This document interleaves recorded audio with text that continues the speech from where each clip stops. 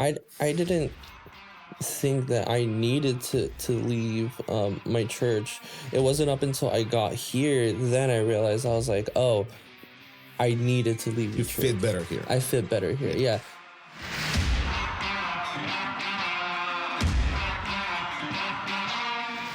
Welcome to the Valor Cast, where fight meets faith and fruit. This is a space for men who want more than just a weekend faith. We're here to sharpen each other, to grow stronger in God's Word, lead with integrity, and build real brotherhood. Each episode, you'll hear honest conversations with men from all walks of life. We'll talk faith, family, work, failure, legacy, whatever it takes to become the kind of men God has called us to be. Because this world needs more than passive belief, it needs men of valor. This is the podcast for building bold disciples one story at a time. This is the Valor Cast. Well, welcome to week 7 of the Valor Cast. And as we're diving further into the Got Your Back book by Gary Yeagle.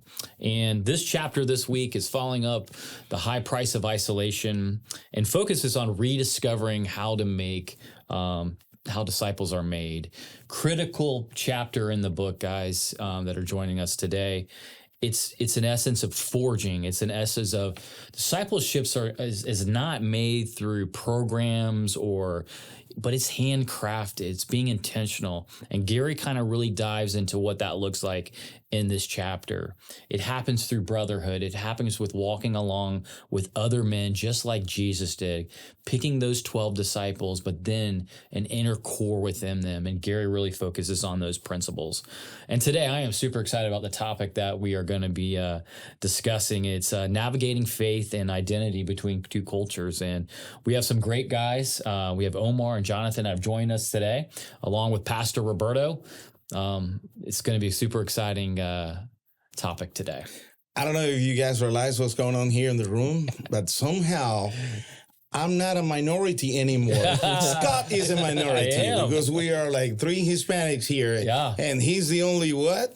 Gringo. Oh, he said that. I didn't Nobody say brought that. me I'm very Anyway, that number one, I don't feel like a minority in the room. And number 2, I don't know why, Scott. I feel like the average age dropped massively. drastically in the room with these 2 guys here. Guys, thank you for saying yeah. Thank you for being here with us. Omar glad to be and here. Jonathan, they are both part of the worship ministry in the church.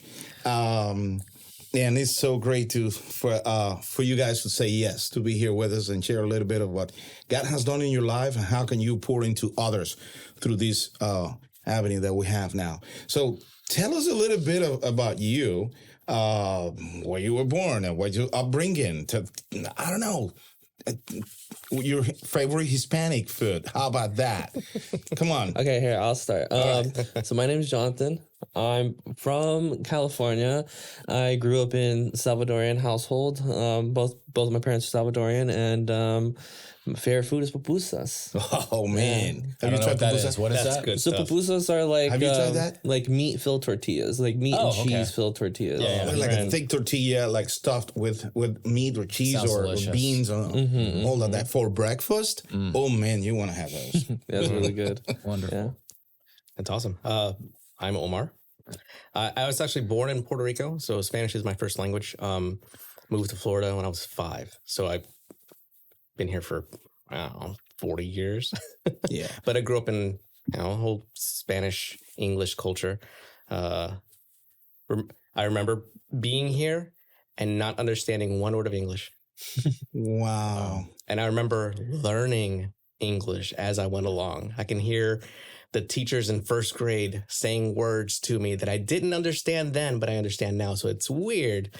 But yeah. Wow. And my favorite food is, I mentioned it earlier, mofongo. Man. Man. Have you tried mofongo? You get a mofongo or 3 fongo, something. Tell I the like audience mofongo. What I is like that? 3 fongos better. Yeah. So mofongo is you've got ripe plantains and unripe plantains mashed together, mixed with onions, spices, garlic. Okay. And then So good. if it's done right, it's cooked in a way that it is stuffed with either like a chicken broth or soup, or it's just really thick, or beef, or pork, Or chicharrones. or all of them, or seafood, which is also good. Shrimp, but yeah. it's I've The trifongo is the one that has like a sweeter twist to it. yeah, and some of them mix in like yuca and with the plantains. Yeah. So it's Okay, pretty good. side note. Still want to stick on the food topic, but for the audience, if we wanted to try these dishes and we couldn't cook them at our home, where could we go locally to grab? Well, I Fundo? know that there is a food truck right there on Kings, Kings, okay. south of 60, right where near Babes, and they do mofongo there. Interesting. too. Okay. Mhm. All right. So the only place that I know that has pupusas or other Salvadorian dishes is gonna be there's a place in North Howard, all the way in Tampa. So that's the only place I know around here that has On North Howard, okay. that has food like Now, that. can you cook it yourself? Mm-hmm. Oh, okay. Mm-hmm. Yeah. Yeah, and then for pupusas went to Salvador last year. Best pupusas in the world, of course. Mm-hmm. And then for Puerto Rican food, Dave, I got Dave here in the cameras. Dave, we go to this place in Orlando. It's called what? What do you call? So is the World Food Trucks? I think that's what it's called. No, the other one. They call the Crocante, okay. Crocantes is a Puerto Rican place in Orlando. Wow. Best chicharrones. All right. This is sparking ideas. We may have to do a men's Mini road ministry trip. food night where we have a cultural tables on different kind of things That'd to be try. fun. That'd be Yeah, I awesome. would say the Puerto Rican population in Orlando is like bigger than here. Yeah, There was okay. more Puerto Ricans there. So, of course, there are better options Yeah. there as well. What is the place here in America where you got more Salvadorians? Is that California? Or? There's a lot of Salvadorians in California. Definitely, I have not seen many here in Florida, but yeah, like over on the, not even just California, but California, Oregon, Nevada, like just all around that region. There's a lot And of course, Salvadorians. Miami. Well, I would feel like Miami got more Puerto Ricans than Salvadorians. I Puerto feel, Ricans? Really? I feel like Yeah, a lot. here in Florida, there's really not that many Salvadorians, really. Mm. I don't know. Maybe it's because since there was a large population of Salvadorians, like in the 90s, like down by like San Diego and Los Angeles, that more families have immigrated to that section of the U.S. versus others. Like other than there, I know that in New York actually has a good Salvadorian population too. There you go. Mhm. So one of the things about these two guys is that they have really lived in the hyphen. When I say live in the hyphen, can you guys explain a little bit what does that mean to live in the hyphen? For me, living in the hyphen. Well, the hyphen is like that kind of inflection that you put in between the two words, right? Technically, that's what it means. So, but now practically, what is it to live in the hyphen? Like just how we were talking earlier about how, we have our cultures and we have this place that we were raised and we have traditions and being raised in a Salvadorian household, but then growing up with friends who are all American, and I went to American school. I watched American media. I watched cartoons. I watched, everything I learned, having your hand over your heart and doing the flag salute and like all these things growing up in America, and just being able to, I guess, put together those two cultures to make it work somehow, to not lose my traditions and to live in new traditions that my family didn't grow up with, Omar, any tension in the hyphen?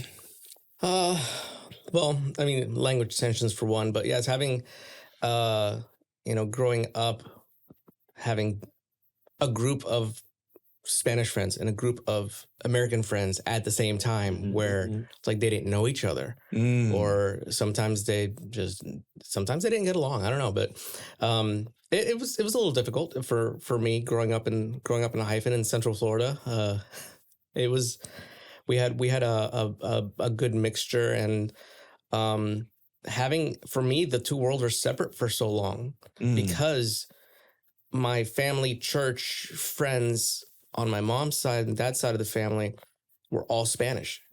And then I had my school and at the time Boy Scouts and then eventually work, all English, and having them separate for me for the longest time until they finally started to blend. But I remember both. and kind of being split between the two. And you mentioned the language.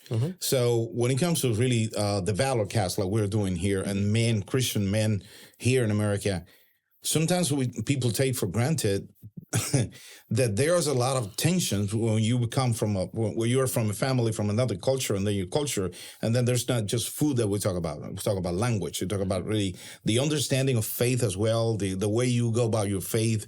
There are some tensions there as well. So you mentioned language. Sometimes we don't realize how difficult sometimes it is to navigate that mainly because growing up, you want to blend. You want to be accepted. And normally the better you speak the language, the more, I'm going to say it, the more you can hide your accent. Yeah. The better you're going to blend. I worked very hard to actually get rid of mine because I saw a lot of, I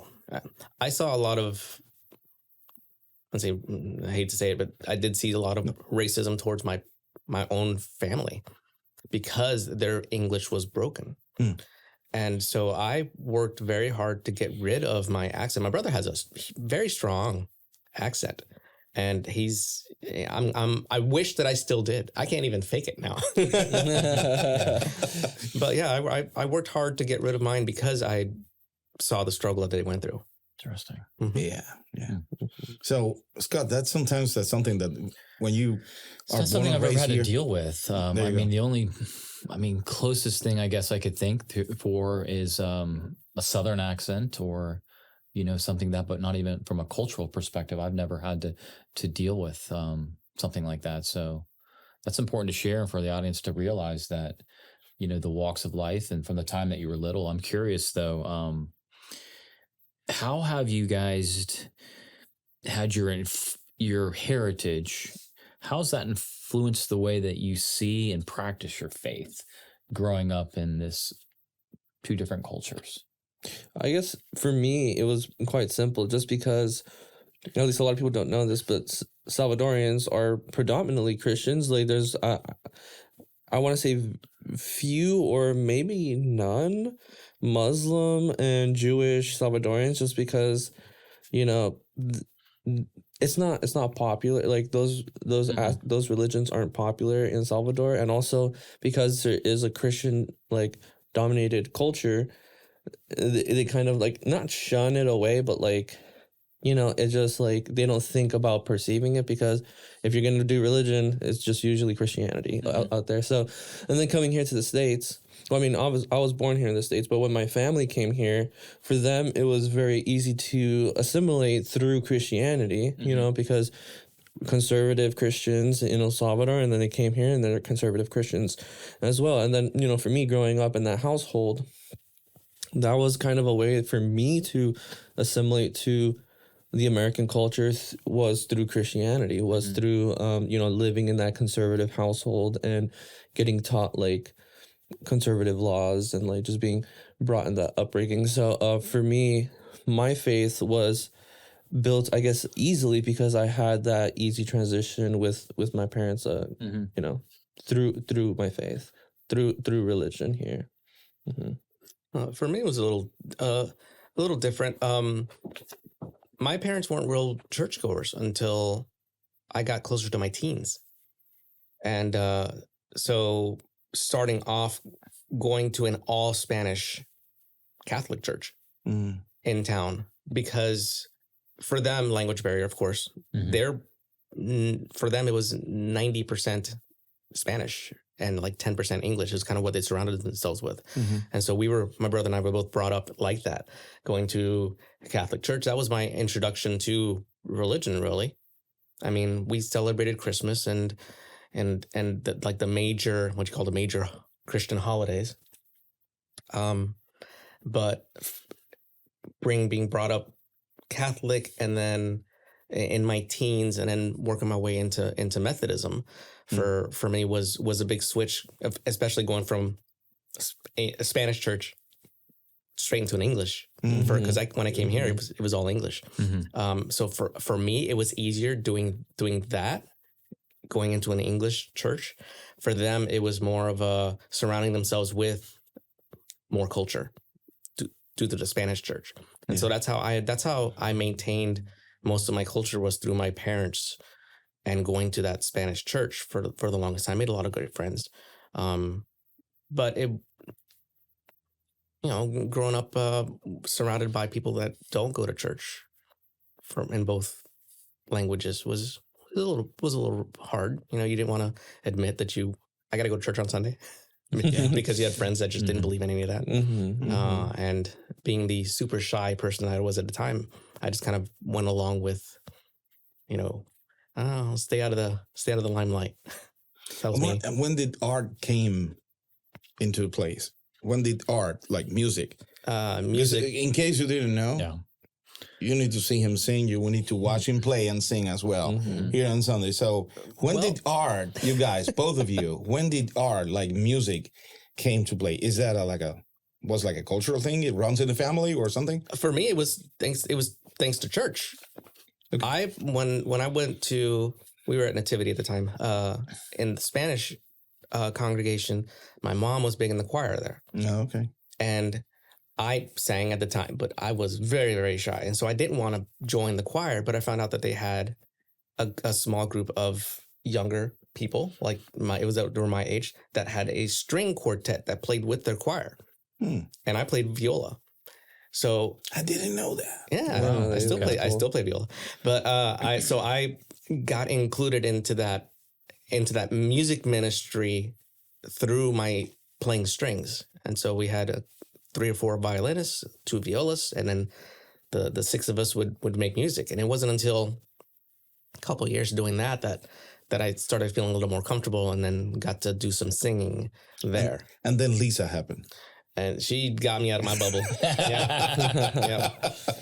Yeah, you guys are awesome. There's What no a- way what a I- talented couple. There's no way I'd be doing this, even this, a podcast, without everything that she brought into my life. So yes. That's awesome. Yes. That's cool. How about you, Jenny? For me, so in my old church in Los Angeles, it was a Hispanic congregation, and being a smaller church, there was a lot of roles that needed to be filled in that church. So sometimes they needed an extra drummer, sometimes they needed a singer, sometimes they needed a percussionist. So I'm just like, wherever I could really fill full roles is where they would put me, and that's how I got really my experience in singing in front of a congregation, playing drums for the worship. So it's just been like, I feel like that stuff has really set me up to come here and to really help the production here, because honestly, the production here, when I first showed up, I was amazed. I was amazed at how well the church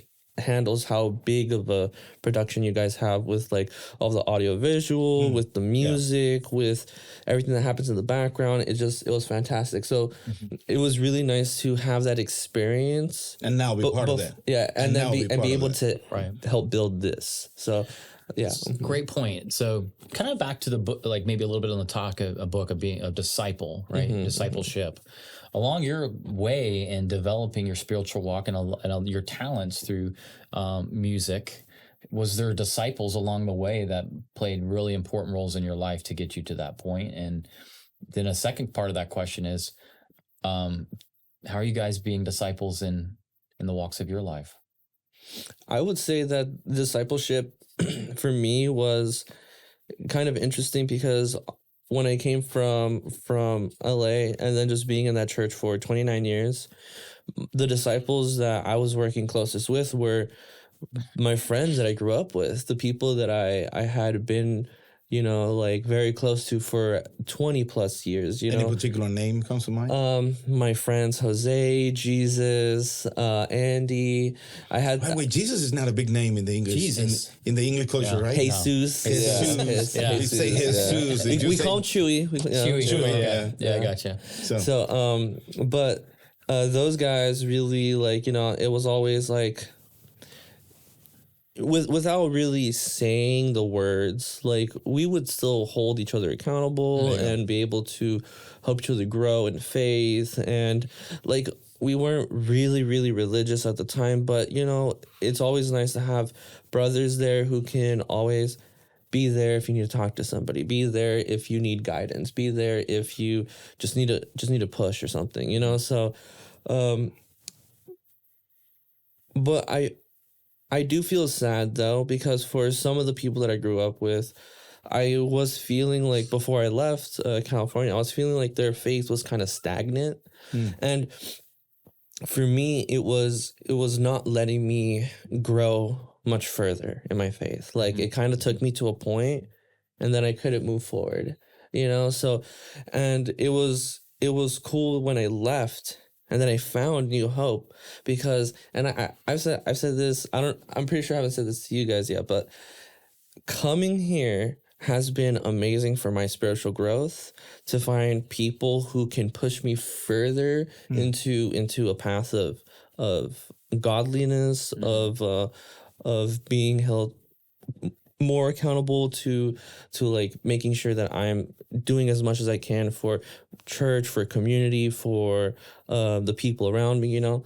So I'm very happy that I was able to find this place so I can continue to move forward and not be stagnant, you know? There you go. For me, it was I'm gonna mention her name many times, but my wife, Lisa. Oh, wow. So when we met, I had just started. I had a crisis of faith when I left the Catholic Church. I got invited here to New Hope back when it was First United Methodist, Brandon. I got invited here to come to a youth group by one of my high school friends, and that is actually where I ended up meeting my future wife, Lisa. So okay. I was kind of like didn't know what I was doing. I didn't know where I was spiritually at all, and questioning everything. She's the one that helped me to make it a habit to start thinking more godly, if you want to say that. Come to church. She's the one that got me into the music ministry as well. But I don't think I'd be here at all if it wasn't for her. And then because of her, you know, my in-laws, Joe and Sharon, they were also by their acts and their faith that has helped to bring me and solidify me and as becoming a good follower of Jesus. My parents as well, they're very strong in their church too. And it's throughout the years, for me, it was mostly seeing their actions, how they are when they're not at church, as well as how they are when they are at church, and to find out that they're the same exact person in both places.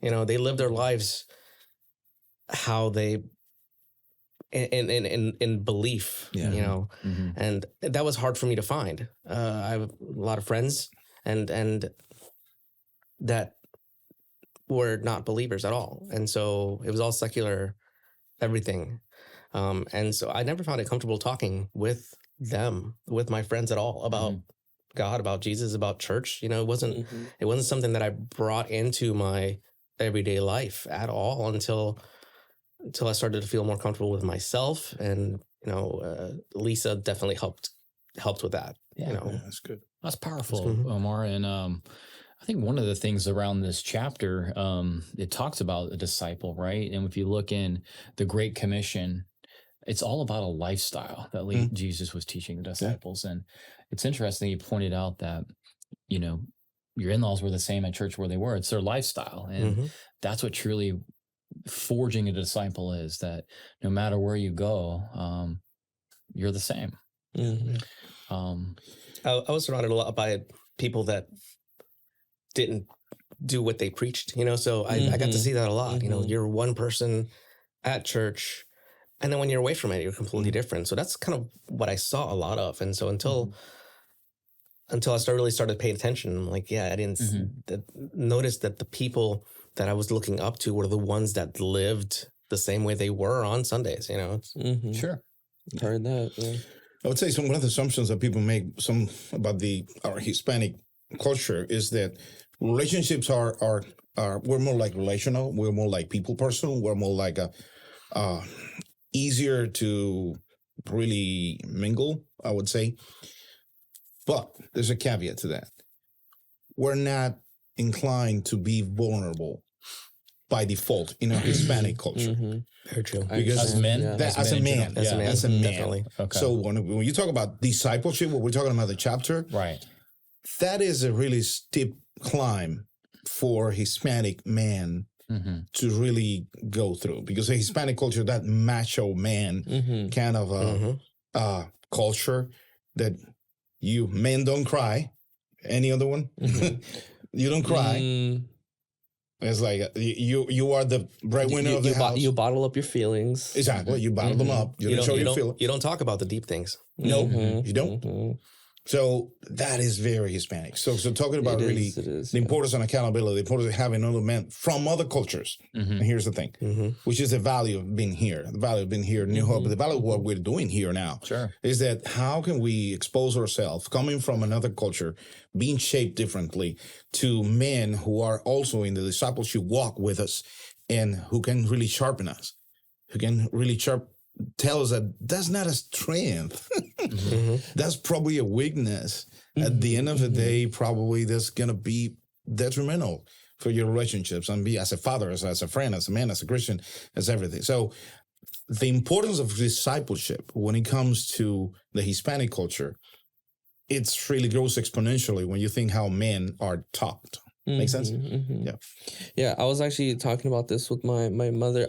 So she was here this past Monday through Wednesday, so I was able to spend time with her. She came from California, and I was talking to her about the stuff that was happening at our old church, and she was like, "How do you like it at your new church, and how has your faith been like growing and stuff?" And I was telling her like everything has been wonderful and all this stuff, and then I was reminiscing about how our old church was, and I was letting her know that I'm happy I came here, and because I found like the men's ministry and also our study groups and stuff like that, because definitely there's a lot of people there that are pushing me forward and stuff. But going back onto the subject of being stagnant, I feel like the older men in the church that I used to go to were very stagnant, but also they were letting their masculinity not let them open up and talk about their problems, and the problems of the church for most of the men were the same, but obviously they don't know this because they're not going to talk about their problems with each other. They're not going to help each other out. They're not going to try to guide each other, because even if they have the same problems, like you were saying, it's all bottled up. Like it's hush hush, and we're all doing our own problems, solving them different ways at the same time.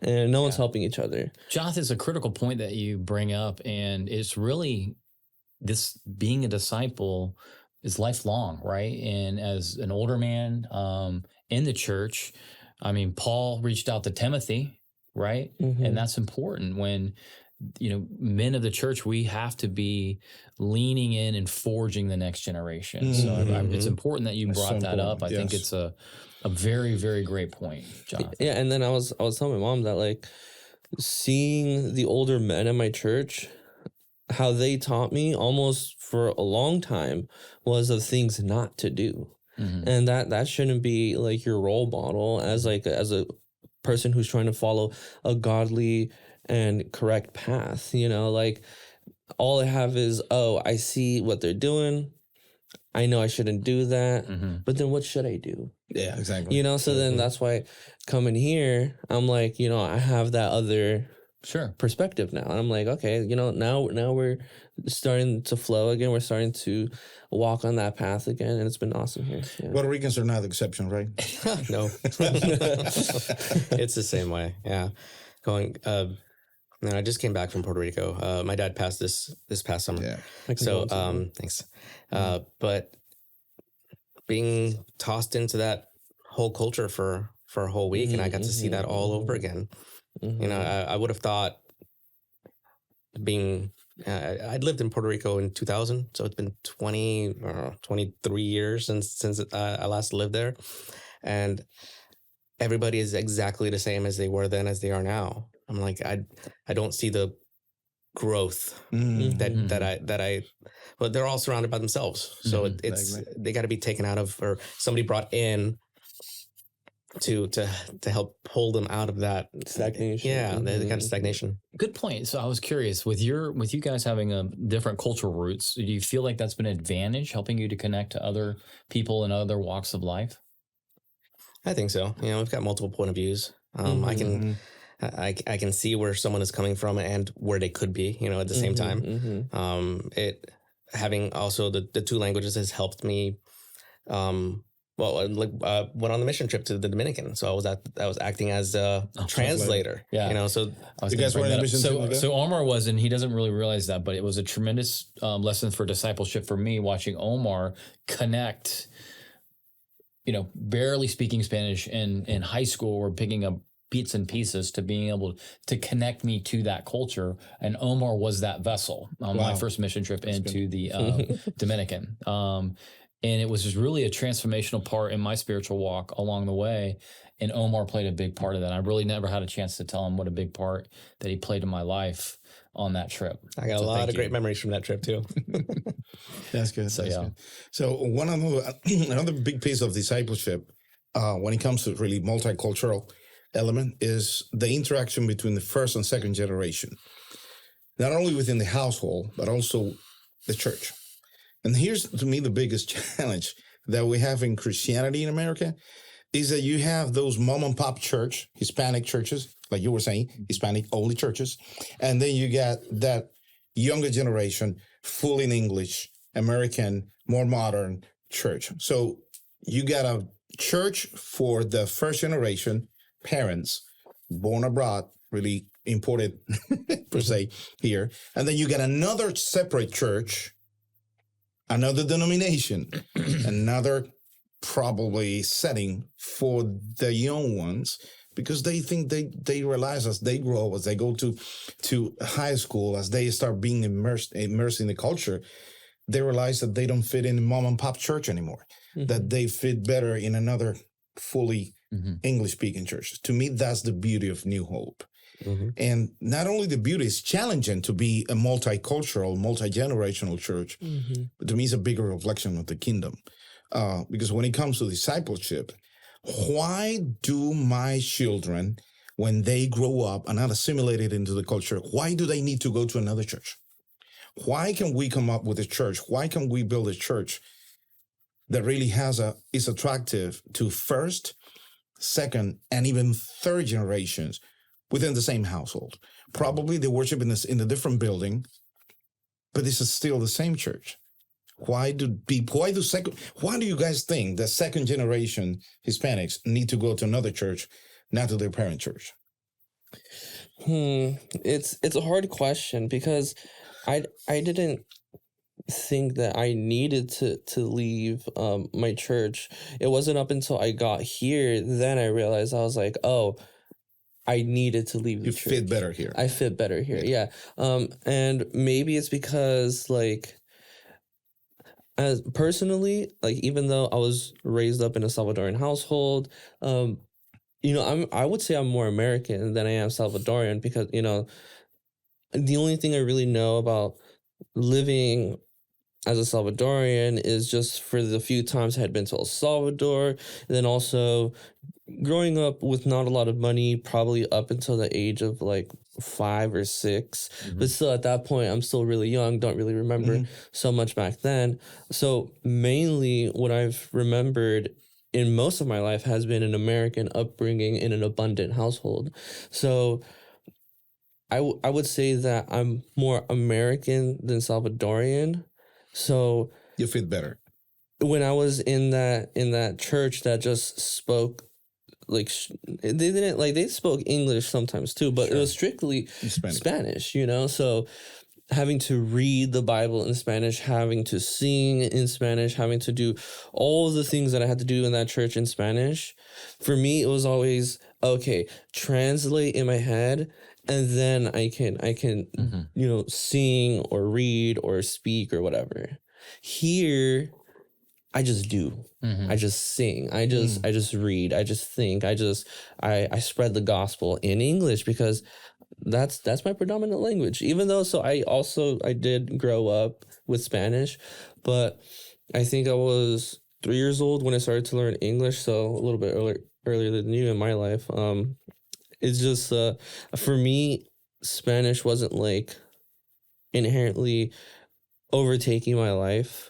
It was more actually for a while I forgot how to speak Spanish. So then I had to relearn Spanish later on in life. So for me, predominantly English my whole life. So being in a Spanish congregation and then having that English that I had to live with, it was kind of clashing a little bit. Like and it kind of like made my faith like not stagger as in a bad way, but like it was kind of like slow to grow because I had to overcome that obstacle, you know. And but then that's why I feel like here I'm finding such a fast growth because I'm just comfortable in the language and the culture and everything that I'm doing here, you know. That's great. Yeah. That's great. Yeah. For me, I remember my old church and how I felt listening to, I want to say listening to the same message over and over and over and over again without there being a change to it, to where I felt like I hit a wall. Like there is no further growth from that point because you're not, it's like, for one, wasn't being challenged at my old church. And then there was parts of it where I struggled with. Like I mentioned, I grew up Catholic. I struggled with the fact that reading my Bible, it said that I could talk to Jesus, where I was being told that I had to go through someone else to do it. That's where I had a hard time with the Catholic Church myself. It's like, I don't feel like, according to the Bible, I can go straight to Jesus myself without having to go through someone else. That's where my struggle of faith was. And then when I was brought into this church, I realized, brought into, it was a cultural difference for me too, because going from an all Spanish church coming to an English church and seeing things were different. And I'm like, I have to relearn my prayers in English. But I never felt that I wasn't challenged here with all the pastors we've had, all their messages. It wasn't a repeat message every year, every time, 5 years in a row here in the same sermon, but also the people that I surrounded myself with. I joined the music ministry here, and Jeff Brandt was a huge part of me growing and solidifying my love for Jesus, for God, for singing. That's where I feel like my outreach is in song. So talking on a podcast is a little hard for me. Doesn't look like. Yeah, he's done a great job.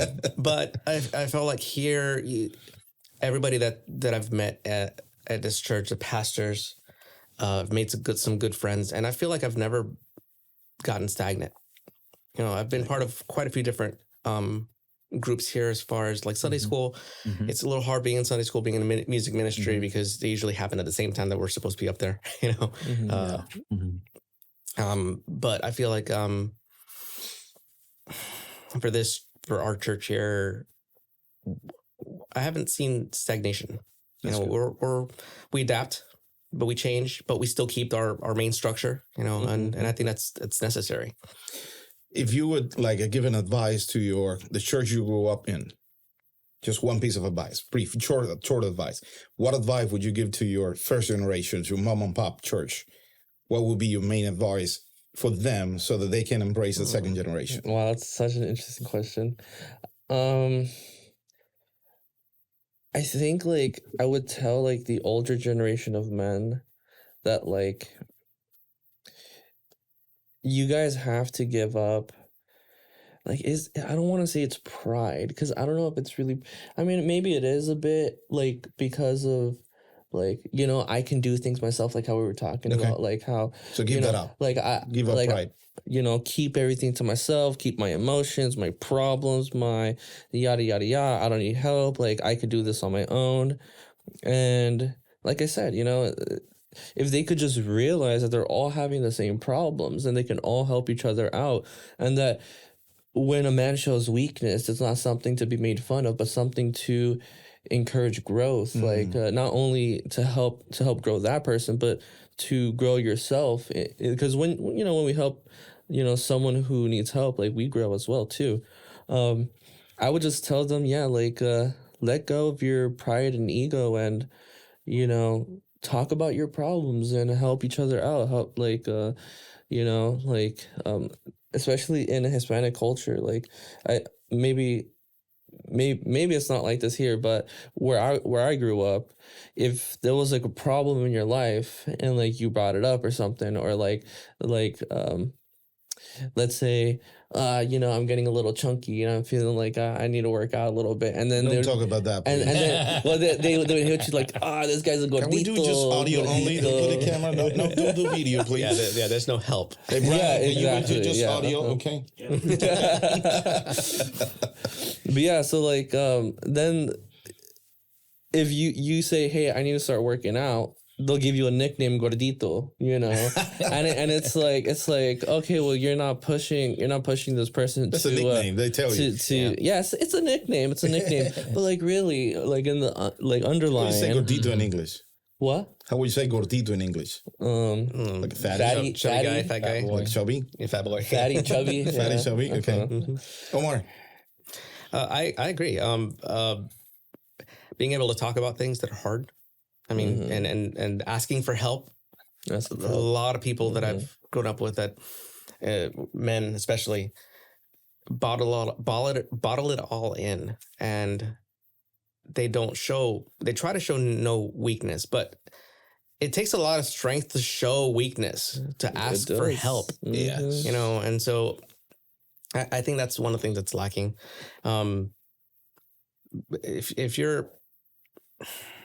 If you keep it all in, that's just that It's not gonna it's take no anywhere. good. I've seen what that does to people. It's Mhm. it's one of the worst things, and to see it happening and know that somebody's going through something, but they won't come to you for help. You know, and you can't force it. It hurts. Yeah, it hurts. And then I would say, going back on that subject of pride, like they're so prideful and doing things their own way themselves, and I can hold myself up. For one, they have to let go and be able to build a community of brothers to help them, and they can help other people. But at the same time, they have to let go and let God come into their lives and help them. They have to learn to be vulnerable, to allow God to really, like, okay, you know what? I can't do this by myself anymore. I need you to come in and really guide my path and fix the problems that I'm trying to do this on my own, but I can't. And I know that's a big problem with a lot of the older generation, you know, the second and third generation at my old church, you know, just being prideful. I think it's a problem in general for men at all ages.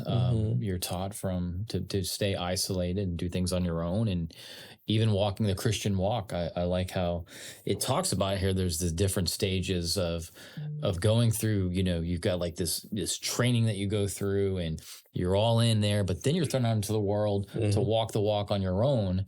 And majority of men fall back into isolation and wanting to do it on their own. So I think you guys hit on some really good points, that it's staying in small groups and, you know, forming a band of brothers and is critically important to your spiritual growth. And the way he hits in it, the way that Paul says is that he talks in chapters like it, to me, is finding the magic of speaking the truth in love. Sometimes we tend to throw the truth at people, throw it to you. And sometimes you throw it, it's going to hurt, even though it's the truth. So it's not that it is the truth, it's how you speak it, how you say it.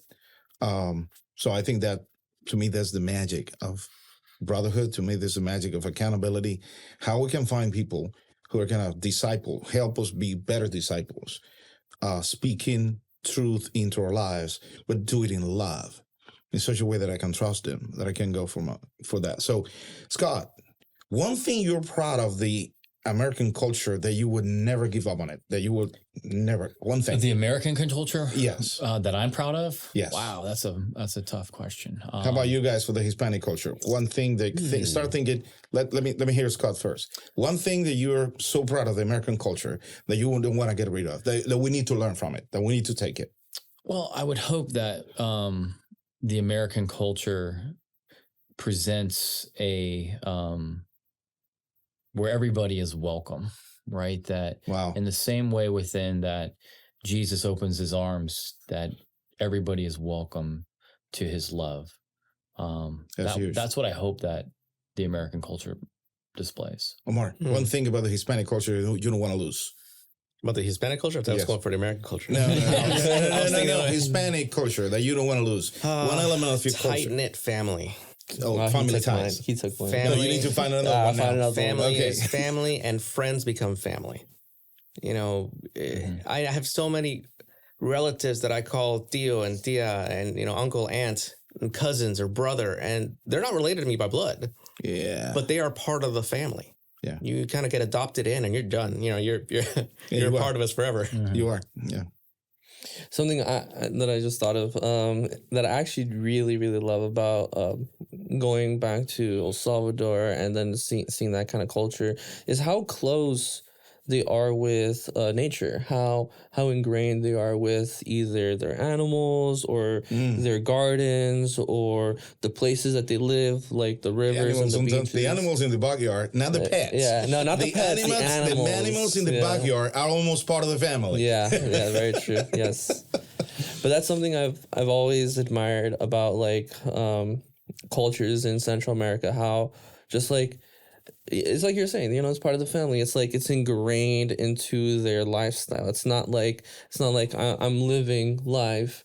Oh, and then I also have to take care of the animals. No, that's like it's all part of Yeah. the way that they're raised and the way that they live their lives. That's something that I really appreciate. Mhm.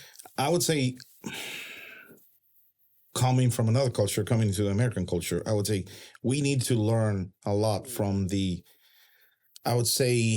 concept of time that the American culture says. American time is probably 5 minutes before the time. Hispanic time is any time after the time. Yeah. So to me, the concept of time is something that we Latinos, we Hispanics need to really embrace when we come here. Hey, if you say you're going to be here at this hour, at least be 5 or 10, if not 15 minutes before the hour. When we say we start at this time, we start at this time. We'll finish at this time. That's something that probably we need to learn because, one thing about the Hispanic service and the English-speaking service that we can see here in New Hope is that there's more like a concept of time in the English-speaking services. And the Hispanic-speaking service, we know when we are starting, but we don't know when we're finishing. That's funny. So it's like finding the balance between the two. To me, that's what really living in the hyphen is to really dance. That's a great point. That dance in that tension between the concept of time, the concept of family, the concept of discipleship, and everything. But anyway, thank you so much, guys. Scott, what do you think of this? I learned a lot today. Thanks for sharing. That was a just great thing. And I liked how you brought up at the time. We always I know, Omar, we had Dominican time, and We did. I mean, it was never early. You didn't know if it was 10 minutes or an hour and 10 minutes. Whatever was Dominican time. So you kind of learned pretty quickly that how to adjust your watch and just let it go, man. So that's kind of our You need to learn what Cuban time is. You need to learn what Cuban time. But great session today. I look forward to seeing everybody next week when we talk about Chapter 8 of Got Your Back. But for now, from the Valor Cast, thanks for joining. Jonathan, Omar, thanks for your time. Thank you, guys. Roberto, Thank you. Thank Great you, guys. job. Thank you, Scott. Everybody have a great week. Thanks for listening to the Valor Cast, where fight meets faith and fruit. If this conversation challenged or encouraged you, share it with a brother. You may subscribe on YouTube, Apple Podcasts, or wherever you get your podcasts. And to find more resources for men of faith, visit findnewhope.com/men.